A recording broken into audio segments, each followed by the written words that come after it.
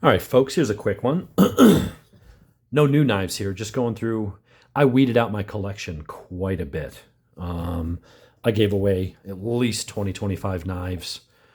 And so I was going through my collection of what's left and just really thinking about what do I have? You know, everything from big tops, fixed survival type knives down to small little EDCs and stuff. And I tried to narrow it down to say of all the knives I've got, if there was any of all the things, I mean, you've seen me review, what, 100 knives over the last couple of years? All the ones that come down to what I think of that I've had are the best for EDC. What were my top 5 knives? If I had to get rid of everything in my collection and just have 5 knives specifically for EDC type, for, you know, EDC type tasks. Not talking about big camping knives and, you know, machetes and all that kind of stuff. Just normal pocket knives. These are the 5 I came up with. And I'll go through why. Starting left to right, you can't have an EDC list that doesn't include the Benchmade Bugout. You just can't. There really is probably not a better overall. It's just such a good. It's a good balance of features, steel quality, slimness, size, while still giving you a fairly decent grip, deep carry pocket clip, and a 3.5-inch blade in S30V, I believe that is. It's a ubiquitous EDC knife. You got to have one of these in your collection. Now, in some ways, I do think it's a little overrated. It's a little overpriced for what you get, just being merely S30V in today's age, and plastic and seeing all that flex and stuff in there. I mean, you can make those scales touch each other, but it is pretty tough. And while there is flex and stuff in it, it's, you know, it's $145, but it's a great, very stabby, slicey, very good little EDC. And for that type of task that you just put it in your pocket and forget about it, you know, that's right up there. Going next down the line, let's put these in a different order here. And these are in no particular order, really. You got to have a Swiss Army knife. A sack should be in your EDC rotation. Out of all the ones I've had, and I've got A-locks, I've got several different A-locks. I got a Pioneer X, a Farmer X. I've got the one-handed opening Wenger designs, or Wenger, the Ranger grips and stuff. Out of all of my Swiss Army knives, this is where it's at for me. This is the Adventurer. It isn't single hand opening, but it is locked. It is wicked sharp. And it's got the minimal set of tools. It's that right size that fits in your pocket. It's just wide enough to give you a good grip. It has the safety of a locking blade. And you have just enough other tools to make it useful, right? You got your whatchamacallit, you got your Phillips head, you've got your awl right there, you got a can opener, you got your bottle opener that doubles as a screwdriver. If you want to go one stack wider, you can step up to the Trekker that adds a saw, but that's probably better for camping. But for just EDC, hey, I need a good, useful pocket knife that whatever the day might throw at me, I got a couple tools. I have a long, locking, sharp, stabby blade if I had to deploy this in a defensive manner. I feel like this, out of everything I've ever owned from Swiss Army, from Victorinox or Wenger, the Adventurer. It's just the right size and the right combination of things. Of course, there's going to be a couple Spydercos, and I've got the PM2, PM3, I've got the Bird Spyderco Raven 2, I've got the Native 5, and then I've got these two. And I got a Delica 4. So I got a bunch of Spydercos, and I really thought that the Delica was going to be my fave, just for its, you know, it based in my mind being the Benchmade Bugout. It was the Spyderco version of that. It was about the same size, about the same weight, all of that. And I really thought that one was going to be my favorite. It's my second favorite. My first is the PM3. It's barely any bigger. I mean, in your pocket, it's a little bit bigger. But it's not much bigger. It's still, you know, in these size knives, you're still in that mid-size category. It fits in perfectly with that. The Delica is a tiny bit smaller, but here's what made the difference. 2 things. Wasn't even the quality of the steel. It wasn't any, you know, it came down to 2 things. faster, easier deployment instead of having a lockback, which you always have friction on it and metal rubbing on it, and it just slows the action down. If you want a Spidey flick, I'm not a big fan of it, but you do have that ability here with this. But even just thumbing it open, it flies open. You can open it different ways. So that opening and deployment and that whatchamacallit, I forget what freaking lock they call that. I'll remember it later. Anyway, having that type of lock that you can open and close it without putting your finger in front of the blade and all that kind of stuff and just let it swing shut, very similar to the Bugout, right? You got that ability. That's the first thing, was the deployment and just the freer action and just the nicer, smoother action. The other thing is, while overall it's only barely bigger than the Delica, it's just a bit beefier. They're about the same length. Having that forward finger choil, it's that much more ergonomic. I can get my hand on it. And so even though this thing's small and it's really, really light, I mean, it's not Bugout light, but it's light. This is the lightweight version with the CTS BD1N steel, which I've been educated recently from a subscriber, is a considerable step up from what I had on the Raven 2, which was CTS BD1. That N makes the difference. So anyway, this gives me that extra purchase. And while it's a wire clip, it has the deep carry. I had to add the titanium deep carry clip for $30 to the Delica. But between this faster, smoother deployment and easier closing, that and that choil really, I mean, I can hold on to the knife. I can get just as much grip on as I can with the Delica, but then I've got that option to choke up. And that is what put it over the top of the Delica. I still love my Delica. I do carry it a lot. But those two things kind of push it ahead in my mind. And then we've got the other one. And this is because this is the Dragonfly 2. It's just because it's so damn small. But again, that finger choil and that ramp gives you a damn near full grip.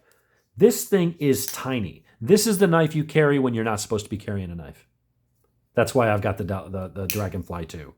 It's VG10 steel. It's tough, it's sturdy. Yeah, that handle's plastic, but that back lock in there gives it that steel, gives it that little bit of extra rigidity. So even though this thing looks like a tiny little toy, it actually feels less like a toy than the Benchmade. I'm not saying the Benchmade's a toy. It's an excellent knife, one of the best.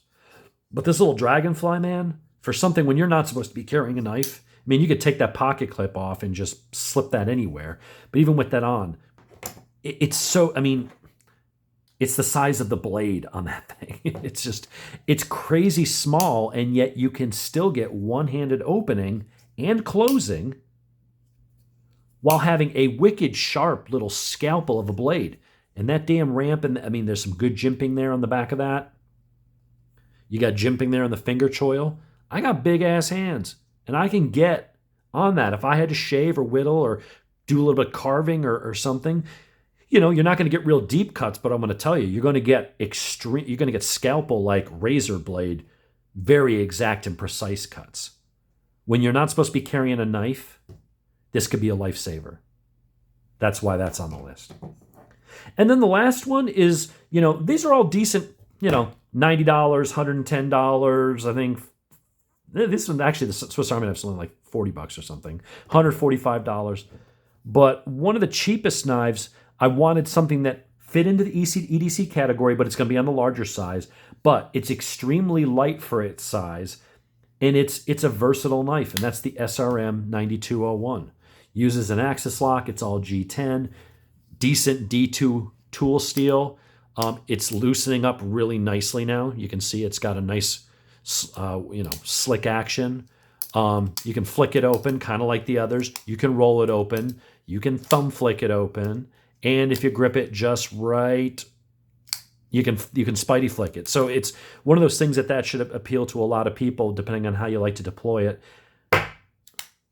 I just usually thumb roll it or flick it. But you get a 3.6-inch high flat grind, really nice point, really good for stabbing, really sharp, good belly for slicing. And it's super light. You got your jimping here. You can't choke up on it. But for someone who wants a bigger knife that maybe you are going to be a little bit doing something outdoors or whatever, and you wanted something that just kind of takes it to the next level, if I had a Benchmade tagged out, that would be on this list. This is the poor man's tagged out. I'm not poor, but I felt the tagged out. And while I could justify the 145 for this, paying 180 plus tax for the tagged out, to me, it just didn't feel like a $180 knife. It was super light, super thin, but it had that handle flex and something about it. It just, the grind on the blade, the edge, it just didn't have a premium feel. Believe it or not, this feels, I'm not saying it's a better knife than the Bugout. I'm just saying that it feels better. It fits my hand just a little bit better. It's got a little more weight, but again, it's like a 3-ounce knife. It's for that amount of steel and for that big of a blade, it's very, very light. Yet it's tough. There's no blade wobble. The action is sweet. Also has a deep carry pocket clip. Shut up, idiots. Anyway, garbage. Next door neighbor's taking out the garbage, so they have to sound the alarm. Anyway, those are my top 5s. And I've got all, even though I gave away like 20 some odd knives. And I won't say exactly what it is, but this guy is going out to Alex. You're going to be the new owner of a very nice Italian-made knife. I'm going to throw a pack of Band-Aids in there for you, too. Alex just upgraded. He's going to be upgrading his motorcycle, so he's getting a Busa, so he's returning it to stock. And generously gave me all of his accessories and stuff. And we're talking about considerably, I was blown away. So he's getting a really nice Italian-made MKM knife sent in the mail to him. So I'll be sending it out tomorrow or Thursday if I can get away from work long enough. But in any case, I've given away tons of knives, and I looked at what I had left, which is pretty substantial. And these were the 5 I came up with. You know, these are the ones, you know, I play with the other ones. I'll carry them occasionally, but I'm typically going for one of these knives. And honestly, more often than not, it's probably, I would say in the order that of how often I carry them. 1, 2, well, actually, 1, 2, these 2 are kind of tied. There's times where I'm just wearing a pair of like, you know, loose fitting like shorts or something around the house. Or I'm wearing like pajamas and I just throw this in my pocket just in case I got to open up a bag of dog food or an Amazon box. I got something to zip it open. But you half the time I'm like, oh, I need to go get a knife. I forget this damn thing is in my pocket. That's how light and unobtrusive it is.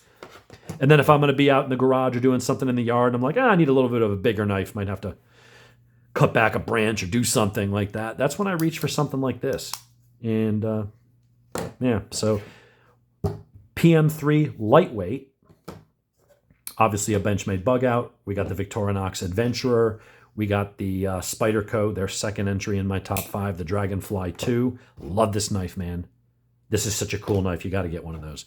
And then this guy, $30 frickin'. If I use this for 2 or 3 years and I beat the shit out of it and break something, I'm going to go buy another one. It's $30.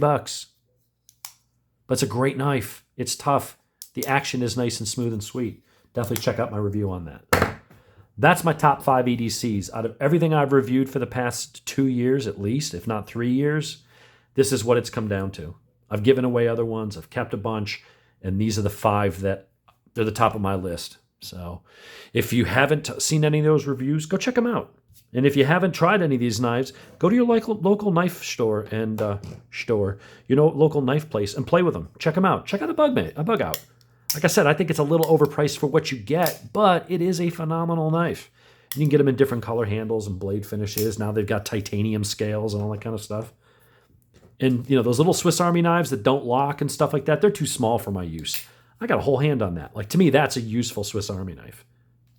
Oh, and you got tweezers and a toothpick, too. So anyway, there's my top 5. If you got different choices, you think there's things that should be on here, let me know.